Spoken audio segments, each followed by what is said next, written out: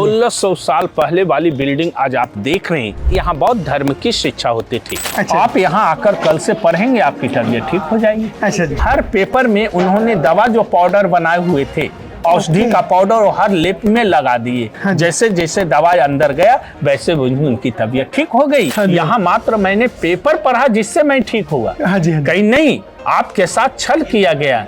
तो 500 आदमी शस्त्र लेकर 10,000 स्टूडेंट को टेक ओवर कर लिया। यस। और इस यूनिवर्सिटी की लाइब्रेरी में जब आग लगाए तो 6 मंथ तक लाइब्रेरी यहाँ जलता। सारी बिल्डिंग जो है ये खुदाई करके निकाले गए हैं। 1915 से 1940 तक नालंदा की लास्ट खुदाई है। उस समय इस विश्वविद्यालय में 108 सब्जेक्टों की पढ़ाई होती थी। 600 वर्षों तक यह नालंदा जमीन के नीचे दबी रही। 1920 में ऐसे ये टीले के समान थी। यहाँ पढ़ने के लिए स्टूडेंट को कोई शुल्क नहीं लगते थे। अच्छा, फ्री था। स्टूडेंट का रूम है।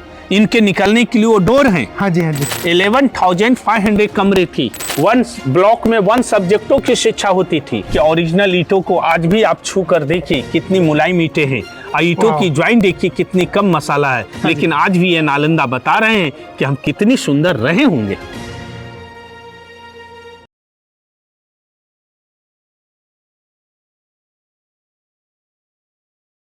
ਤੁਸੀਂ ਸਾਰਿਆਂ ਨੇ ਨਾਲੰਦਾ ਯੂਨੀਵਰਸਿਟੀ ਦੇ ਬਾਰੇ ਤਾਂ ਸੁਣਿਆ ਹੋਣਾ ਆ।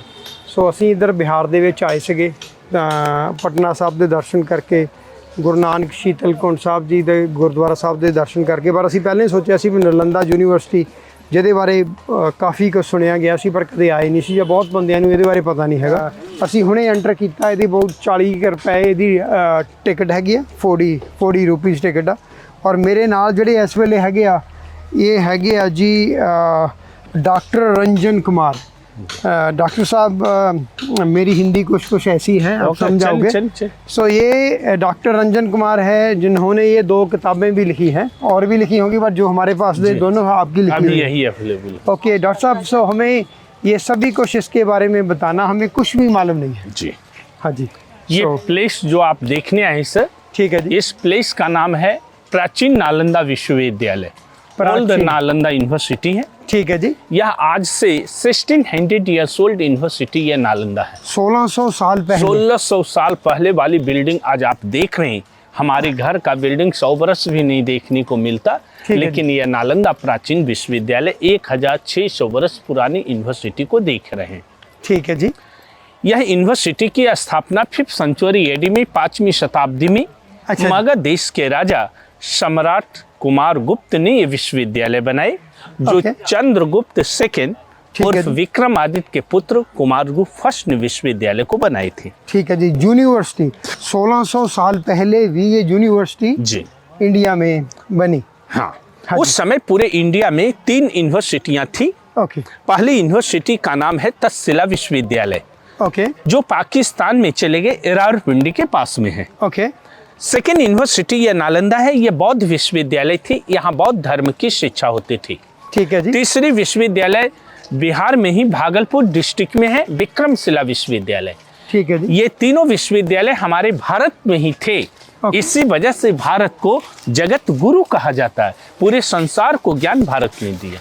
ठीक है जी। ठीक है जी। 1600 साल पहला। ओके। मैं ये एक्सकेवेटेड का टाइम दिया हुआ है। ये सारी बिल्डिंग जो है ये खुदाई करके निकाले गए हैं। ओके। पहले कुछ नहीं था यहाँ पे, मालूम था लोगों को यहाँ ये खुदाई करके कैसे ये खुदाई किए। यहाँ चीनी यात्री हुएनसांग रहे पढ़े थे, उन्होंने नालंदा के बारे में चर्च किया है।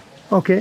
उनके आधार से lord Cunningham, Alexander Cunningham, doctor Spooner, Rakhaldas Bandopadhyay, Dayaram Sahni ने इसकी खुदाई कार्य किए हैं। 1915 से 1940 तक नालंदा की लास्ट खुदाई है। 1915 से लेकर 1940 तक। जी। जब ये नालंदा यूनिवर्सिटी बनी थी 5th सेंचुरी एडी में, उस समय यहाँ फर्स्ट चीनी यात्री फाहियान आई थी। ओके। लेकिन फाहियान ने नालंदा के बारे में कोई हिस्ट्री को नहीं लिखा। दूसरे राजा 7th सेंचुरी एडी में हर्षवर्धन डायनेस्टी थी। उस समय यहाँ सेकंड चीनी यात्री हुएनसांग आई थी। हुएनसांग इस विश्वविद्यालय के स्टूडेंट टीचर रहे। उन्होंने पूरी नालंदा की डायरी को लिखा है। जो भी मैं हिस्ट्री बता रहा हूँ अकॉर्डिंग टू हुएनसांग की डायरी है। Okay. उनकी डायरी का नाम है सीयू की। उस डायरी से ये नालंदा की पहचान होती है कि नालंदा विश्वविद्यालय का एरिया उस समय 7 माइल लंबा और 3 माइल चौड़ा था। यानी 10 kilometre long and 5 kilometre bread. उस समय इसके 4 दरवाजे थे, वो चारों 4 दिशाओं में थे।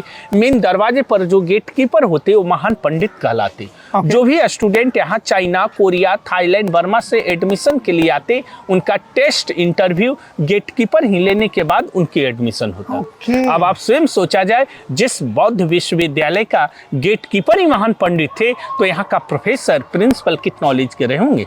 उस समय नालंदा में 10,000 स्टूडेंट, 1,500 टीचर थे। उस समय इस विश्वविद्यालय में 108 सब्जेक्टों की पढ़ाई होती थी। उस समय मतलब पाली, प्राची, संस्कृत, बौद्ध कला, बौद्ध दर्शन शास्त्र, ज्योतिष विद्या, तांत्रिक विद्या, वेद, उपवेद, मेडिसिन, खगोलिक। यहाँ का बोलबाल भाषा पाली भाषा होती थी। लिपि संघ लिपि और ब्राह्मणी लिपि में लिखी जाती थी। यह विश्वविद्यालय के भाई चांसलर का नाम था पंडित शीलभद्र।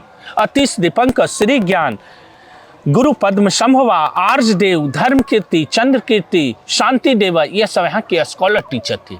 इस विश्वविद्यालय को 3 बड़े लाइब्रेरियां भी थी, जिसका नाम रत्न सागर, रत्न रंजिका और रत्नोदधि। रत्न सागर जो लाइब्रेरी थी वो 9 स्टोरीज के बनी हुई बिल्डिंग थी। 9 स्टोरी? जी हाँ जी। यह विश्वविद्यालय को 1197 को मोहम्मद बख्तियार खिलजी ने यहाँ आक्रमण किए। यहाँ के बौद्ध भिक्षुओं को भय दिखाकर मार भगाए, तोड़फोड़ की, और इस यूनिवर्सिटी की लाइब्रेरी में जब आग लगाए तो 6 मंथ तक लाइब्रेरी यहाँ जलता रहा। किसने किया था ये? अफगानिस्तान के रहने वाले मोहम्मद बख्तियार खिलजी। उसने मतलब इतनी बड़ी यूनिवर्सिटी, मतलब यह बड़ी यूनिवर्सिटी में यहाँ के छात्र 10,000 1,500 टीचर थे। सभी छात्रों के पास शास्त्र था, शस्त्र की शिक्षा नहीं दी जाती थी विश्वविद्यालय में। और यहाँ बौद्ध धर्म की यूनिवर्सिटी थी, इसलिए बुद्धिज्म में है अहिंसा परमो धर्म।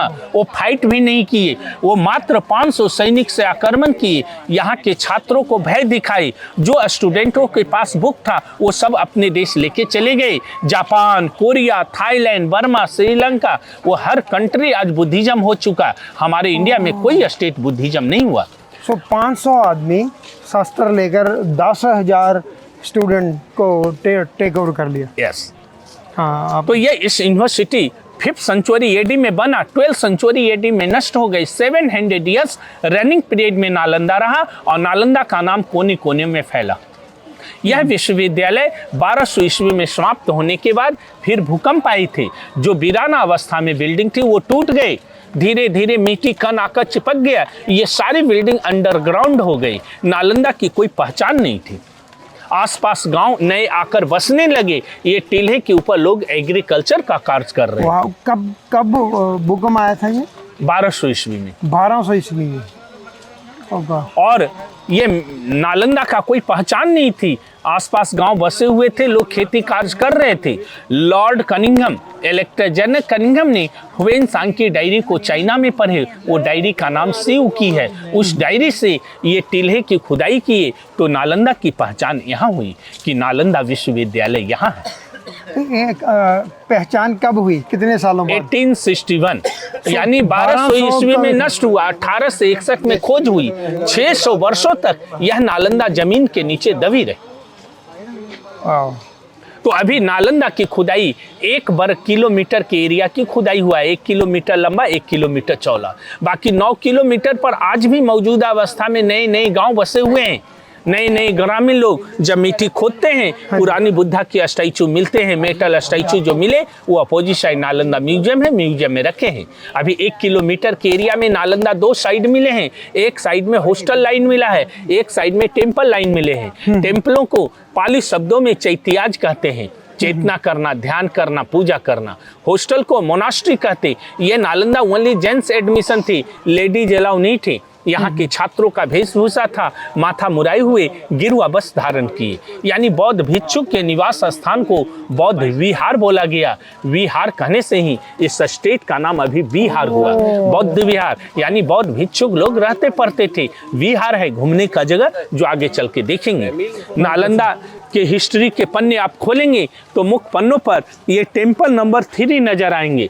जो हम लोग अंदर चलकर देखेंगे, ये भगवान बुद्ध के डिसाइपल थे सारिपुत्रा। उनके मरने के बाद सम्राट राजा अशोक ने वो स्तूपा को बनाए थे। विभिन्न कालों में ये हॉस्टल बने, उसके ऊपर टेम्पल बने थे। वह टेम्पल जब भूकंप से ढका हुआ था तो ऐसे ही ये नालंदा थी। 1920 में ऐसे ये टीले के समान थी। उस अवशेष को हम लोग आगे चल के देखेंगे। बिल्कुल सही। तो ये सब जितनी बोर्ड लगी है ना, हाँ जी। सब खुदाई का वर्णन है कि ठीक है। अंग्रेज शासन काल में ऐसे ऐसे 1920 में ऐसे मिला, ओके ओके। 24-25 में ऐसा मिला। ये सब वर्णन किया हुआ है कि ऐसे धीरे धीरे ये नालंदा को निकाले गए हैं। लेकिन ब्रिटिश की पॉलिटिक्स थी, जो भी मेटल स्टैचू यहाँ से अष्ट धातु की बुद्धा की मूर्ति मिली वो सब अपने देश लेके चले गए। आज अवशेष छोड़ गए जो हम लोग नालंदा को याद करेंगे। मेटल स्टैचू यहाँ का सभी ब्रिटिश चले गए। ओ, निकाल के लेकर। हाँ, उनकी यही पॉलिटिक्स थी। हाँ जी हाँ जी। ये तो अब खुदाई में औजारों से खुदाई नहीं होती है, वर्षों से होते हैं। जैसे हम लोग दांतों की सफाई धीरे धीरे करते हैं, वैसे ये धीरे धीरे साफ किए हैं तो ये बिल्डिंग मिला है जो ये मौजूदा अवस्था में हम लोग देखेंगे। ये अभी देखिए मिट्टी का कण झिपी हुई है 1924-25 में। ठीक है। ये सभी हॉस्टल मिले हैं जो अंदर चलेंगे देखेंगे। ठीक है। यह नालंदा मगध था, मगध में थी, मगध रिच कंट्री था। यहाँ पढ़ने के लिए स्टूडेंट को कोई शुल्क नहीं लगते थे। अच्छा, फ्री था पूरी एंड में। ये रेजिस्टेंस यूनिवर्सिटी था। हाँ जी। खाना पीना रहना सहना मेडिसिन सब खर्च यहाँ के राजा लोग करते थे। जो मगध के राजा कुमारगुप्त थे, उन्होंने पास वाली जो गांव थी वह 100 गांव से राजा लोग टैक्स लेते। कोई गांव से चावल आता, दाल आता, घी आता, दूध आता, इस तरह से डोनेट किए जाते थे। यहाँ तो बौद्ध धर्म इतना तक फैला, जो सुमात्रा के राजा बालपुत्र देव थे, अभी सुमात्रा इंडोनेशिया के नाम से जानते हैं, अच्छा। वहां से इसकी डोनेशन आती थी और उससे भी ये यहाँ की बिल्डिंग बनाए गए हैं जो हम लोग आगे चल के देखेंगे। ये मोनास्ट्री मिले हैं। ओके। ये सारे जो प्लेस देख रहे हैं ये कमरे हैं, एक एक कमरे आप ऐसा देखेंगे जो अंदर में मौजूदा अवस्था में। ये आप अभी फिगर में देख रहे हैं। ओके।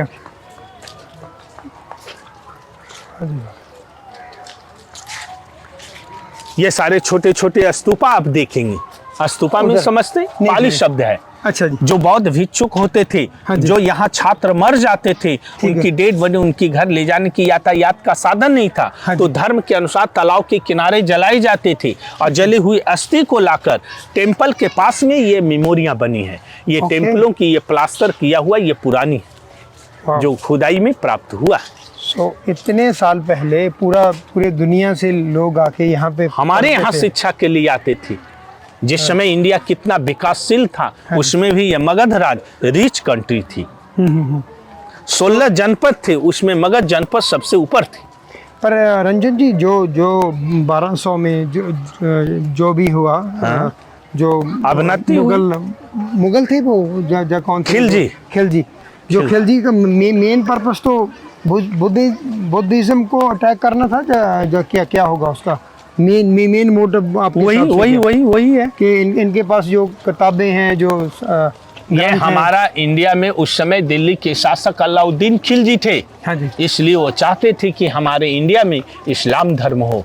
ये बौद्ध धर्म को उन्होंने खत्म कर दिए। जो बौद्ध धर्म यहाँ से स्टूडेंट ले गए अपने कंट्री, वह कंट्री आज बुद्धिज्म है। 15 ये सारी मेंटेनेंस ASI कर रहे हैं। ठीक है। लेकिन 15 जुलाई 2016 को यूनेस्को ने हम मोहर लगा दिए। अच्छा। ये साइट आपका वर्ल्ड हेरिटेज साइट में शामिल हुए, जो 15 जुलाई 2016 में। ये बिहार स्टेट में 2 प्लेस है यूनेस्को साइट। पहला है बोध गया टेम्पल, दूसरी है नालंदा। बहुत बड़ी हिस्ट्री है नालंदा का। आपको बहुत दिनों के बाद आने की इच्छा हुई नालंदा। हाँ जी। और समय आपका मूल्यवान है कि आज वह नालंदा प्राचीन विश्वविद्यालय के अवशेष को आज भी आप देखेंगे, आपको आश्चर्य लगेगा कि उस समय कि ऐसे बिल्डिंग बनती थी। क्योंकि यहाँ कला की पढ़ाई होती थी। यहाँ की दीवालों की कॉर्नर को आप देख सकते हैं, कितनी सुंदर इसकी कॉर्नर मिले हैं। 1600 ईयर्स ओल्ड कॉर्नर है। 1600 साल पुरानी बिल्डिंग। ये पुरानी ईंटें हैं। हाँ जी। ये एक ईंटे से दूसरी ईंटे की ज्वाइंट में ये सीमेंट नहीं है। हाँ जी। ईंट के पाउडर है, हाँ जी। सुरकी है, चूना है, मिट्टी है, गुड़ है, उड़द का दाल है, बेल का फल है और कत्थे से ज्वाइंट है। गुड़ उड़द की दाल अभी खाने के लिए नहीं मिले हैं। हाँ उस समय लोग गुड़ से लोग बिल्डिंग बनाते, तब ना कहा जाता मेरा देश भारत महान है, जहां गुड़ से बिल्डिंग बनती थी। वाह जी वाह। अभी नालंदा का मुख्य द्वार का पता नहीं चला। अच्छा जी। तो ये 1 किलोमीटर में ये पुरानी दीवार थी, ये दीवार काट कर नए डोर बने, इसके ऊपर सीमेंट की ढलाई नया है। ये अभी है, हाँ। ये इतने बड़े आप कमरे बनाते हैं, इतनी मोटी यहाँ का दीवार मिली है। दीवार का थिन्स देखा जाए सर। लो जी, जे आप देखते हो तो आप ये देखो, ये राजन जी कितना चौड़ा होगा? 8-10 यहाँ 3 फुट से 12 फुट तक दीवारों की मोटाई मिला है सर। कहीं 3 फुट है, कहीं 4 फुट है, कहीं 8 फुट है, कहीं 10 फुट है, कहीं 12 फुट है। देखिए ये दीवार की मोटाई, लगता है इस पर मारुति कार दौड़ जाएंगे। हाँ जी, हाँ जी, हाँ जी। ये हमारी रोड अभी ऊपर हो गई है भूकंप से, इसलिए हम लोग फर्स्ट लेयर पर खड़ी हैं। ये ग्राउंड लेयर का कमरा है, एक स्टूडेंट के लिए रहने के लिए एक रूम है। इसो एक ये जो आप एक देख रहे हो, एक स्टूडेंट का रूम है। इनके निकलने के लिए वो डोर हैं। हाँ जी, हाँ जी। वो पास में कॉरिडोर हैं। ओके। इनके ऊपर रूफ होती थी, वुड एंड ब्रिक्स, ठीक है। और रूफ में ही खिड़कियां होते, स्काईलाइट वेंटिलेटर सिस्टम, लेकिन छत सारी टूट गई। 200 वर्षों में जब राजा हर्षवर्धन का शासन काल आया, तब पुरानी बिल्डिंग को डैमेज नहीं किए, रिपेयर नहीं किए, इसको मिट्टी से मड से कवर कर दिए, जैसे गेट क्लोज देख रहे हैं, और इसके ऊपर रीबिल्ट बनाई गई। फिर 9वीं सेंचुरी एडी में बंगाल के राजा देवपाल आए, पाला डायनेस्टी हुई, तो इसके ऊपर नए हॉस्टल का निर्माण हुआ। ये तीनों डायनेस्टी की नालंदा आप देख रहे हैं। ऐसे ऐसे कमरे 11,500 कमरे थी। 11,500 कमरे। 10,000 स्टूडेंट के लिए रहने के लिए, 1,500 टीचरों के लिए, जिसमें अभी 1 किलोमीटर के एरिया में मात्र 330 कमरे मिले हैं। हाँ। तो एक हॉस्टल ये अलग है। अच्छा ये जी। अलग हॉस्टल है। ठीक है जी। ऐसे ऐसे 108 हॉस्टल थे। 108 हॉस्टल। वाह। 1 ब्लॉक में 1 सब्जेक्टों की शिक्षा होती थी। ओके। 2 ब्लॉक के बीच में ये पैसेज मिला है, कॉरिडोर है। ओके। जिसमें आपने हिंदी फीचर फिल्म देखे होंगे, जौनी मेरा नाम। हाँ जी, वो हाँ जी। फिल्म की गाना का शूट इसी जगह का है, जिसके ऊपर पुलिस वो दौड़ रहे थे, नीचे वो गाना हुई थी। गाने का बोल याद आया होगा, ओ मेरे राजा, हाँ जी, हाँ जी, हाँ जी। ओ मेरी रानी। आधा गाना राजगीर रोपवे पहाड़ पर है, गाना की समाप्ति। गाना का स्टार्टिंग नालंदा से है। ये मिट्टी वाली दीवार, ये पुरानी आप देख रहे हैं, ये दीवार काट कर ये सीमेंट नए डाले हैं। जो नई बिल्डिंग आज देखिए ये टूट रहा है, लेकिन पुरानी बिल्डिंग कुछ नहीं हुआ, इसलिए बोले गए ओल्ड इज गोल्ड। यस, ये तो डायमंड है। ये प्लेस का नाम नालंदा है। नालंदा सब तोड़ कर देखा जाए, न अलम दा, न मीन्स होता है नहीं, अलम मीन्स होता है बेकार, दा मीन्स होता है देना। यानी नालंदा कुछ बेकार नहीं देते, साकार देते थे। जो आते वो विद्वान बनकर ही निकलते थे। ये विद्वानों की नगरी नालंदा को आप देखने आए सर। नालंदा की वह इतिहास के पन्ने जब उघारेंगे या इंटरनेट, तब मुख्य पन्नों पर यही फोटो नजर आते हैं नालंदा। हाँ जी, वो वाली ना जी। ठीक है जी।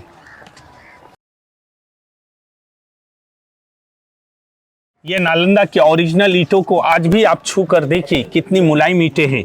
ईंटों की ज्वाइंट देखिए कितनी कम मसाला है। हाँ, लग रहा है फेविक्विक से ज्वाइंट है। सही। कितनी धूप वर्षा में ये प्लेस हैं, लेकिन आज भी ये नालंदा बता रहे हैं कि हम कितनी सुंदर रहे होंगे।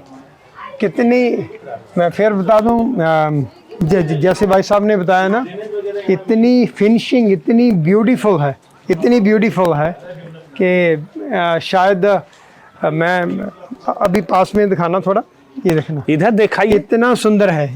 इधर भी आ सकते हो आप, ये देखो, ये लाइट में अच्छा आएगा। हाँ जी, हाँ जी, चमक फोटो बिल्कुल सही। इनकी दीवारों की कॉर्नर भी देखिए कितनी अच्छी कॉर्नर है।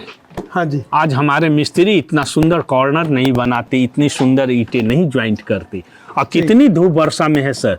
हाँ जी। ये बुद्धिज्म का महायान यूनिवर्सिटी थी, इसलिए महायान में मूर्ति पूजा होती है। हाँ जी। जो ये हॉस्टल के दरवाजे हैं, इनके 2 ताकों में यहाँ बुद्ध की स्टैचू होते। जो छात्र हॉस्टल के अंदर जाते, बुद्धम शरणम गच्छामि, धम्मम शरणम गच्छामि, संघम शरणम गच्छामि। हाँ जी, हाँ जी। ये हॉस्टल के दरवाजे हैं। ठीक है। मोटी ये लकड़ी के दरवाजे को लॉक करने के लिए लकड़ी का ये खिल सिस्टम होते, जो केमारी के पीछे लगाते। अच्छा हाँ। ये लेकिन दरवाजे जल गए हैं। ओके। ये देखिए जलने का पहचान मिलता है कि यूनिवर्सिटी को जलाए गए थे और 6 मंथ तक यहाँ की लाइब्रेरी में आग लगी रही, क्योंकि उस समय लाइब्रेरी में बुक होते वो पेपर बुक नहीं थे, कॉपर प्लेट, भोज पर तार पत्ते होते। आग जो लगी तामपत्र की बुकों में आग लगा, जिसको जलने में 6 मंथ टाइम लगी। सो 6 मंथ।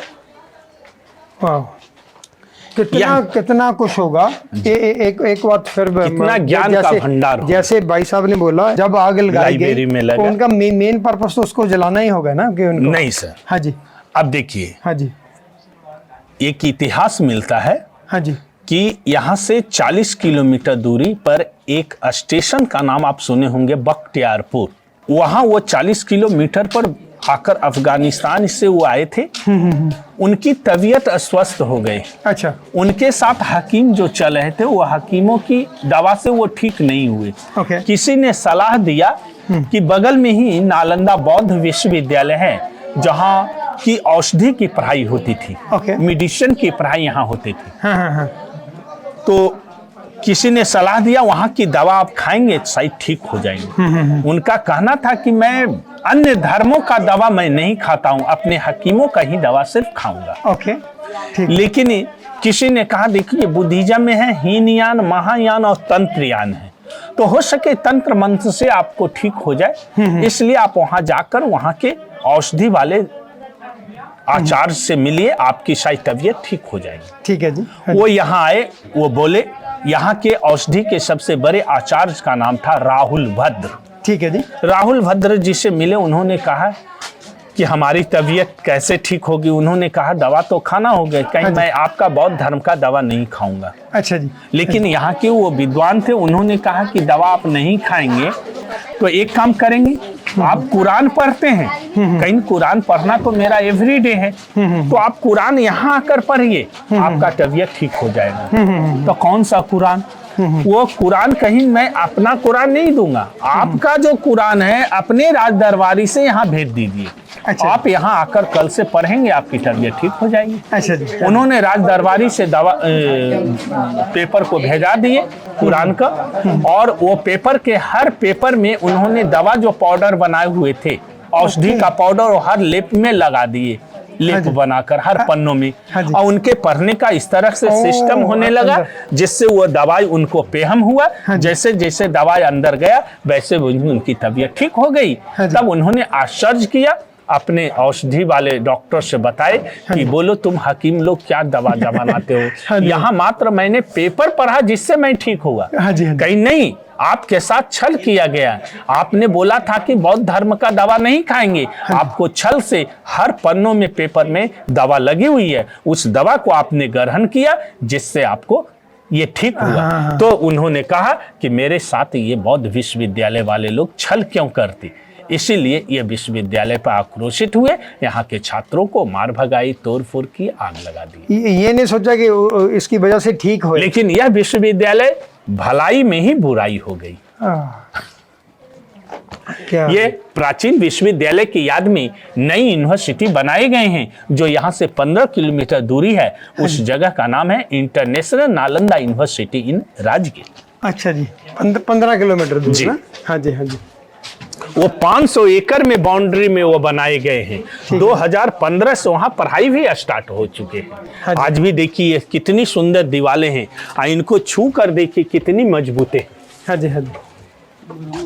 ये इतनी सुंदर बिल्डिंग देख रहे हैं, इसका कारण है कि यहाँ का ड्रेनेज सिस्टम जो मिले हैं यह ओरिजिनल है।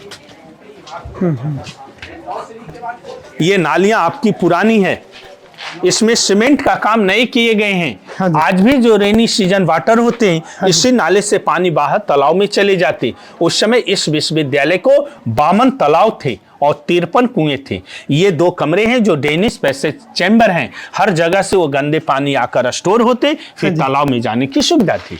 छात्रावास आगे देखेंगे। उस समय 1600 साल पहले इतना देखिए अच्छा हमारी नाली कितनी सुंदर थी उस समय। देखिए ना, कहीं हाँ जी। पानी ठहरेगा। हाँ जी हाँ जी।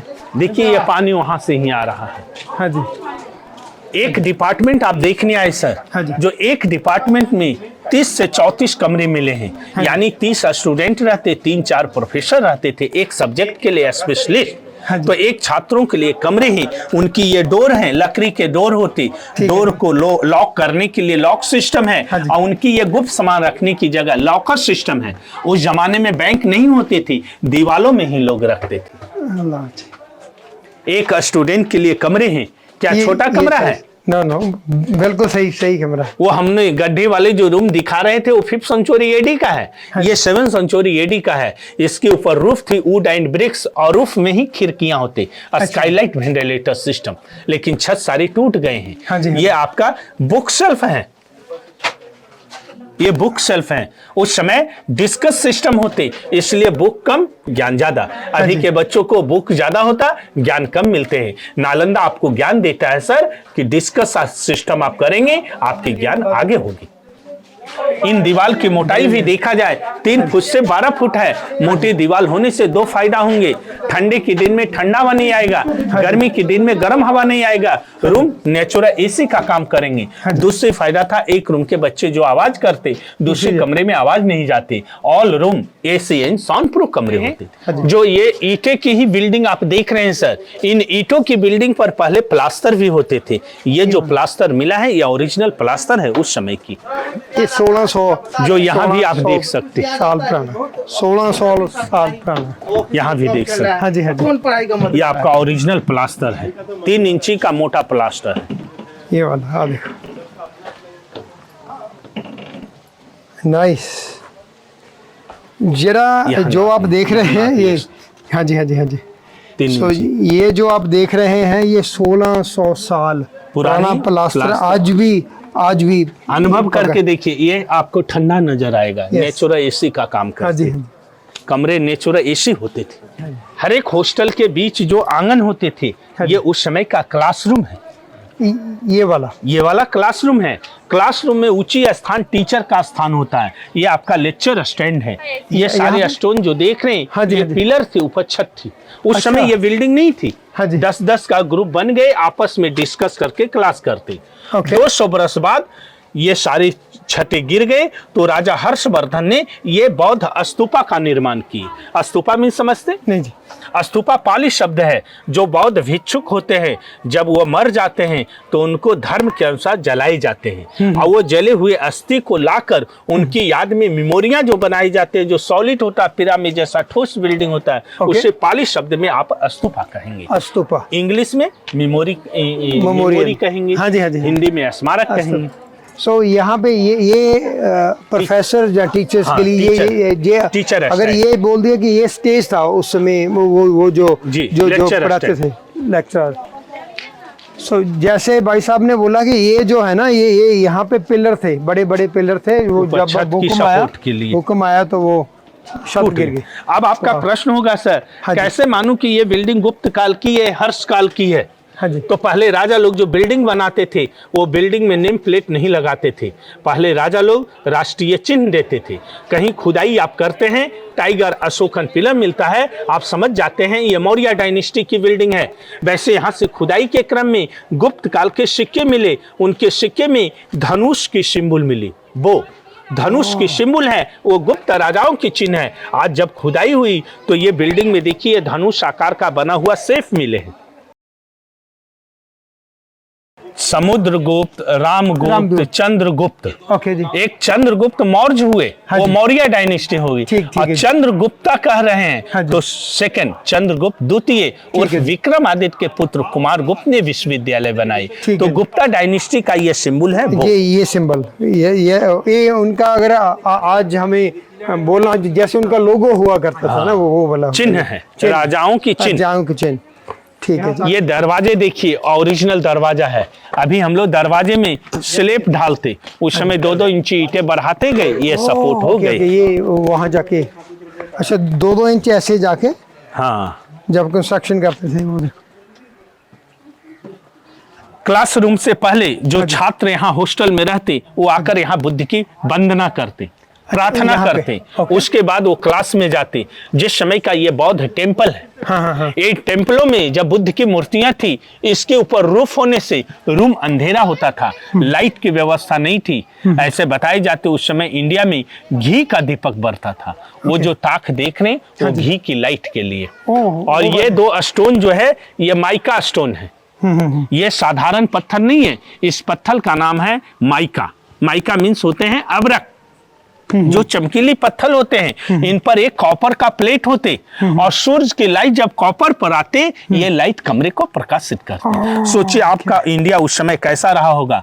ये माइका स्टोन है या नहीं कैसे जानेंगे? जब इस पर मैंने प्रकाश डालूंगा तो इसमें आज भी ये चमक दिखाएगा। देखिए देखिए ये हाँ जी हाँ जी हाँ जी, है ना, वाह, हाँ जी हाँ जी, लाइट वाले पत्थर है ना, हाँ जी, ये लाइट बुद्ध की मूर्ति पर जाती थी।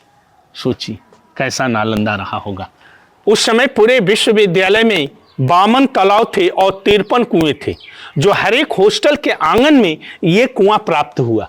ये कुएं की गहराई 50 फुट है। बारिश होते पानी जमते हैं, अभी पानी नहीं है सर, क्योंकि लेयर हर जगह से जल स्तर नीचे हो गया है। इन दीवालों आज भी ईंटें जो देख रहे हैं सब ओरिजिनल ईंटें हैं, कोई गोल है कोई स्टेट में है, ये सभी पुराने कुएं हैं। ये मगधराज रिच कंट्री था, यहाँ पढ़ने के लिए शुल्क नहीं लगते थे।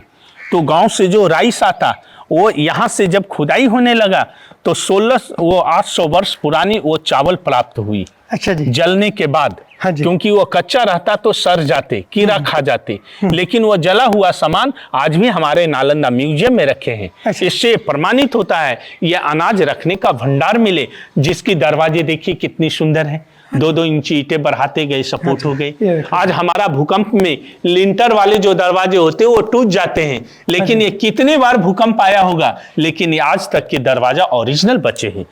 कहीं बिल्डिंग की रूफ आपने नहीं देखा, इन बिल्डिंग की रूफ आज देख सकते हैं, जो 1600 वर्ष पुराने हैं। एक ईंटों का बोझ दूसरे ईंट लिए हैं। इसे इंजीनियरिंग में आर्च सिस्टम कहते हैं, आर्च। हाँ जी हाँ जी। आपका प्रश्न होगा यह अनाज रखने वाला भंडार का रूफ गोल क्यों है? हाँ जी, जैसे ब्रिटिश शासनकाल का पटने में गोल घर के नाम से जानते हैं। गांव ग्राम में देखते होंगे माँ लोग जो मिट्टी का पात्र बनाते वो गोल बनाते हैं। आपके घर में भी जो होगा अनाज रखने वाला भंडार वो राउंड ही होता है। हाँ जी, हाँ जी। गोल में ही आप अनाज क्यों रखते? गौर किए हैं कभी? नहीं जी नहीं। अगर आप घर में सर चौकोर बर्तन में अनाज रखेंगे तो आपका अनाज सड़ जाएगा। कारण है कि जून जुलाई के महीना में जो गर्म हवा चलता है, हवा का काम है घूमना। आपका बर्तन अगर चौकोर है तो गर्म हवा वो कॉर्नर में ठहर जाएगा।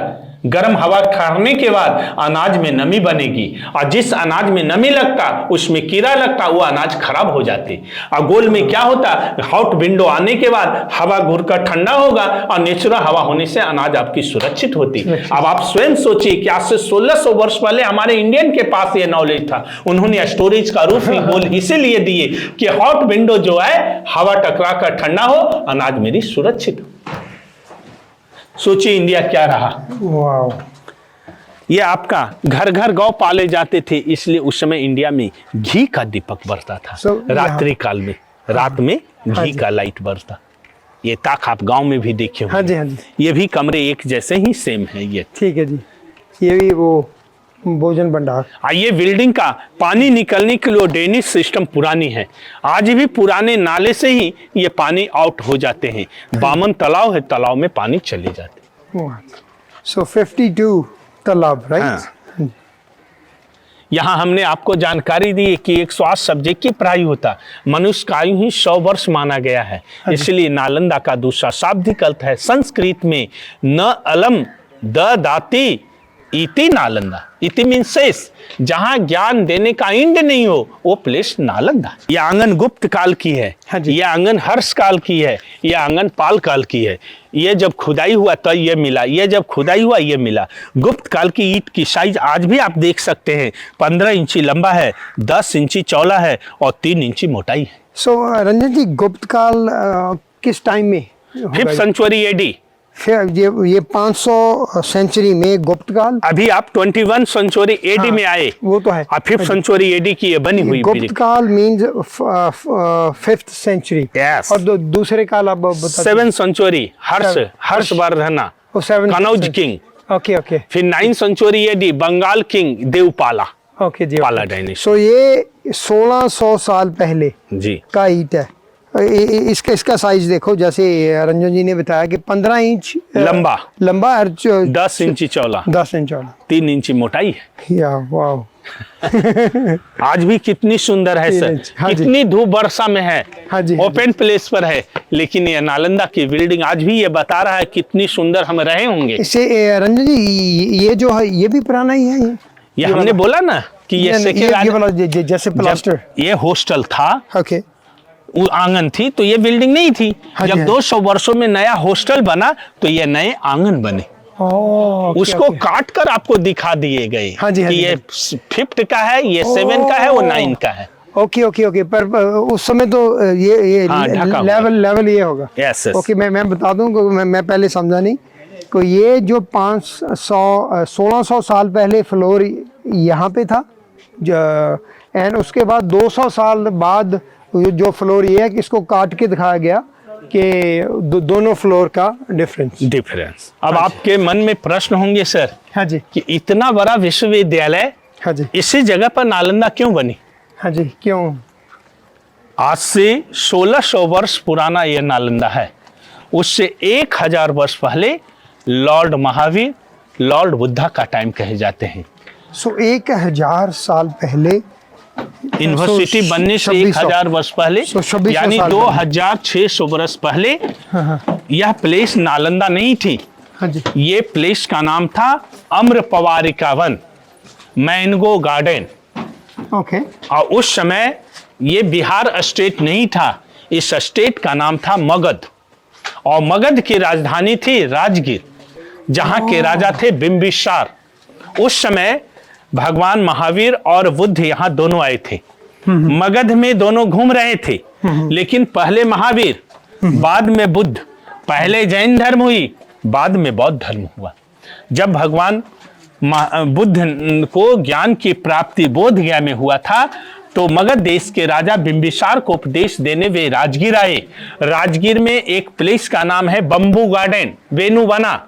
वहां उन्होंने 6 वर्षों तक ठहरे, और ग्रेट कुट पहाड़ जहां विश्व शांति स्तूपा लगा है, उस पहाड़ पर जाकर उन्होंने राजा बिंबिसार को उपदेश देते थे। जब भगवान बुद्ध वहां राजगीर ठहरे, उस क्रम में वे नालंदा आया करते थे। यहाँ आकर यह एक प्लेस था, इस प्लेस का नाम था बाहेरिया, माने बाहर से आए हुए यात्रियों का निवास स्थान था। तो यहाँ भगवान महावीर भी आकर ठहरे, जैन धर्म का प्रचार किए। उनके चले जाने के बाद भगवान बुद्ध आए। महावीर और बुद्ध दोनों समकालीन हैं सर, लेकिन दोनों का कभी आपस में मुलाकात नहीं हुई। ओके, महावीर जी एंड दूसरे बुद्ध, ओके, आपस में कभी मुलाकात नहीं हुई। हमारी आपकी मुलाकात आज नालंदा में है। हाँ। लेकिन उन दोनों महापुरुषों को, भगवानों को, दोनों का विचार एक ही मिलता है, अहिंसो परमो धर्म। हाँ जी। लेकिन कभी आपस में मुलाकात नहीं हुए, जबकि ये मगध में दोनों घूम रहे थे अपने धर्म के प्रचार में। जब यहाँ भगवान बुद्ध आए थे, तो यहाँ के 2 शिष्य बनाए।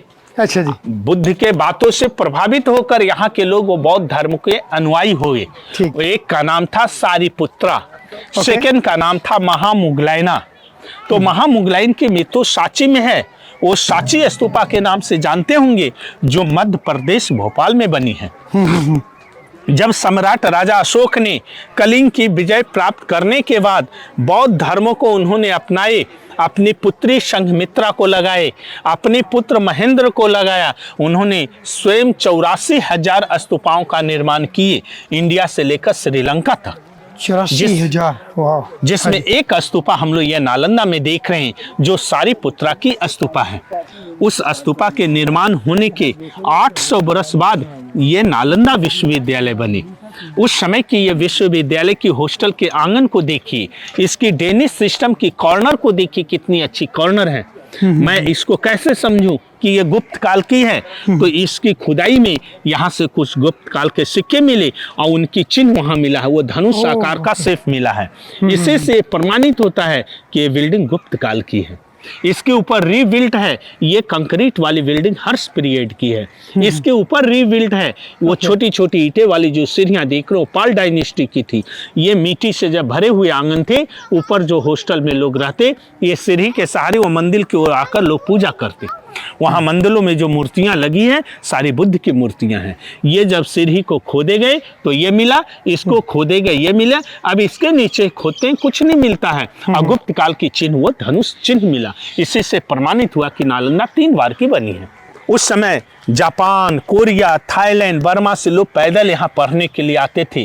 किसी कारणवश मर जाते थे, उनकी डेड बॉडी उनकी घर ले जाने के लिए यातायात का साधन नहीं था। उनको जलाकर उनकी योग्यता के अनुसार, ये गोल गोल जो देख रहे हैं ये सब छोटे बड़े, ये सब छात्रों टीचरों की समाधियां हैं। जैसे हिंदू धर्म में क्या होता है, लोग मरते हैं उनको जलाते हैं और जले हुए अस्थि को, गंगा को लोग पवित्र मानते, गंगा में परवाह करते।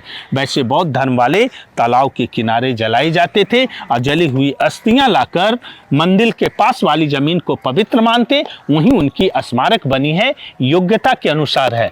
जूनियर का छोटा, सीनियर का बड़ा, बड़े बड़े प्रोफेसरों की ये समाधियां हैं। यही वो जगह है जहां भगवान महावीर और बुद्ध आए थे। दोनों महापुरुष यहाँ आए, इसलिए इस जगह पर नालंदा बनाए गए विश्वविद्यालय। विश्व के लोग यहाँ पढ़ने का आते। ये गुप्त काल की मंदिरों में मूर्तियां देखी, वो 5वीं शताब्दी की गुप्त काल की है। इस बिल्डिंग पर जाने के लिए फर्स्ट सीढ़ियां हैं, ये गुप्त काल की है। रीबिल्ट किए गए तो ये 7th सेंचुरी एडी का है। इसके ऊपर रीबिल्ट किए गए ये सीढ़ियां 9th सेंचुरी एडी का है। तीनों डायनेस्टी की सीढ़ियां को आप गौर से देखिए, जो जितनी पुरानी सीढ़ियां हैं उतना ही सुंदर है।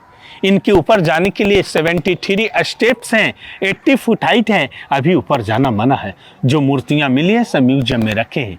ये नालंदा जब ढका हुआ था तो आगे मिट्टी का हिल वो देखिए, वो और उधर खोदेंगे और भी नालंदा मिलेगी, लेकिन कोई इंटरेस्टेड आगे खुदाई का योजना नहीं है। यहाँ लास्ट बाउंड्री है, इसके आगे एग्रीकल्चर कार्य होते हैं।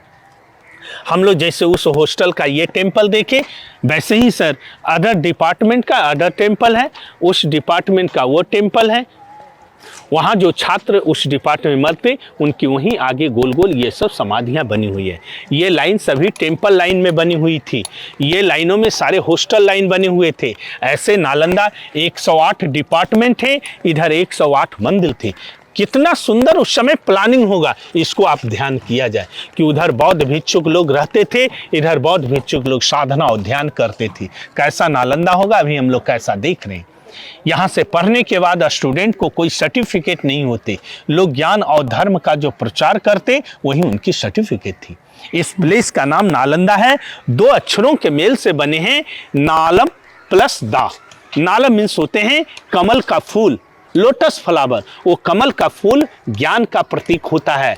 दा मीन्स दान देना, टू गिव। जो ज्ञान को दान दे वो प्लेस नालंदा। यही हिस्ट्री है। बहुत बहुत बढ़िया, बहुत बढ़िया। इसकी लिखी हुई हिस्ट्री है। वो हिस्ट्री बुक गेट पर मिलते हैं। हाँ जी, हाँ जी। जो आपने खरीदा, उस बुक का मैं राइटर भी हूँ, आपका गाइड भी हुआ। बहुत बढ़िया। रंजन जी, रंजन राइट, डॉक्टर रंजन कुमार। सो कदे भी आपको अगर यहाँ आने का चांस लगे तो रंजन जी को ही याद रखना। ये दो बुक है जो हमने इनसे मिलने से पहले ही हमने बाय किया था। हम लेकर भी जाएंगे।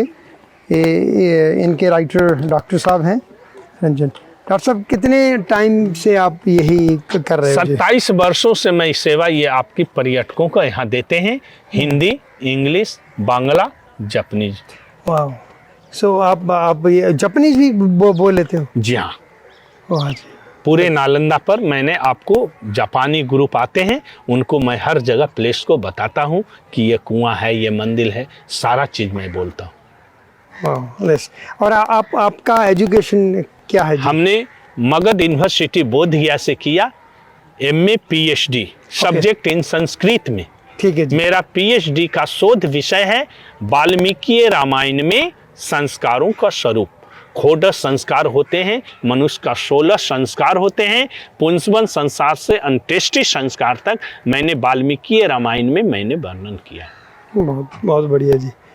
ये तो वाह। इट्स लाइक मैं तो यही बोलूँगा कि it's I am speechless actually. अगर आप नहीं होते तो हम ऐसे फ़ोटो खींच के चले जाते, कुछ मालूम नहीं होता। जो पर्यटक, हाँ जी, जो गाइड लेकर अंदर नहीं आते हैं, वो कहते मुझे अंदर मिल जाएंगे, लेकिन अंदर वाले गाइड बस अंदर वहीं ही रहते हैं, पूरी हिस्ट्री नहीं बताते हैं। लेकिन गेट से आप लेकर आएंगे तो पूरी हिस्ट्री आपको समझाते आएंगे। पहले बैक हिस्ट्री, जो आपने नालंदा के बारे पर हिस्ट्री में पढ़ा है, पढ़कर आपने आए सर, और स्पॉट जब दिखाएंगे, स्पॉट की जानकारी आपको होगी, तो आपको मालूम पड़ेगा कि हमारा इंडिया क्या रहा है, यह बिहार क्या था, अभी बिहार क्या है। और समझने के बाद आपको यही उत्सुकता होगी कि हमारे इंडिया जो था वह इंडिया आज भी हो तो कितनी सुंदर है। हमारे भारतीय भाई को जो औषधि की पढ़ाई यहाँ होती थी, अभी हमारे भारतीय भाइयों को यूक्रेन पढ़ने के लिए जाना पड़ता है। यूक्रेन में एडमिशन के लिए डोनेशन की पैसा आवश्यकता होती है, जबकि यह मगध राज्य में फ्री में पढ़ाई यहाँ औषधि दिए जाते थे। It's amazing, it's amazing. So बहुत अच्छा लगा जी, बहुत अच्छा लगा, आपका बहुत बहुत धन्यवाद। सो अभी हम जाएंगे वापस या अब आपकी इच्छा और है सर, और फोटो खींचने का, हाँ तो जी। ये लाइन से जाइए, वो खींच उच कर यहाँ से निकल जाइए। अच्छा। ये 5:30 तक आपको रहने देंगे, फिर आपको निकाल। और उसके पास भी जा सकते हैं, वो जो मंदिर का कहीं भी बिल्डिंग के ऊपर टच करना मना है। ठीक है जी, ऐसा था कि पहले हम लोग इसके ऊपर भी जाते थे, ठीक है जी। लेकिन हीनयान वाले जो आते हैं, तिब्बत, नेपाल, सिक्किम वाले, उन लोग वो मूर्तियां को जो देखते हैं ना, मिट्टी वाली मूर्तियां हाँ जी, हाँ जी, को, उसको वो प्रसाद समझ के उसको नोचते हैं, कुछ खाते हैं, कुछ नोच कर अपने झोले में भर करके अपने गांव पर जाकर गृह निर्माण में यूज करते हैं। इसीलिए हमारी गवर्नमेंट ऑफ इंडिया ने अब ऊपर जाना बंद कर दिए, और उस मूर्तियां के पास आप नहीं जाएंगे, दूर से आप फोटो चारों तरफ आप ले सकते हैं। ठीक है जी, ठीक है जी। रंजन जी बहुत बहुत बहुत बहुत थैंक यू आपका।